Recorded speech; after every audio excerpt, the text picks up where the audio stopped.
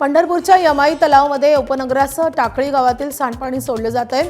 हेच सांडपाणी यमाई तलावात जाण्यापासून थांबवणं आणि यमाई तलावाचं प्रदूषण रोखण्यासाठी आता नव्या एसटीपी प्रकल्पाची उभारणी सुरू करण्यात आली आहे। आमदार समाधान आवताडे आणि माजी आमदार प्रशांत परिचारक यांच्या प्रयत्नातून 15 कोटी रुपयांचा एसटीपी प्रकल्प यमाई तलावानजीक सुरू होणार आहे आणि त्यामुळे शहरातील नव्या अंडरग्राउंड ड्रेनेज प्रकल्पाला देखील मोठी गळती मिळेल। तसंच यमाई तलाव स्वच्छ आणि शुद्ध राहून शहराचा ऑक्सिजन पॉइंटही अबाधित राहणार आहे।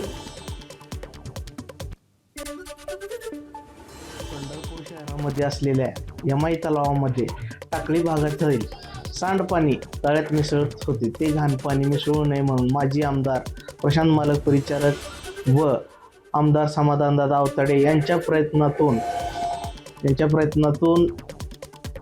15 कोटींचा निधी सेवेज पाईप स्टेशनसाठी मिळालेला आहे।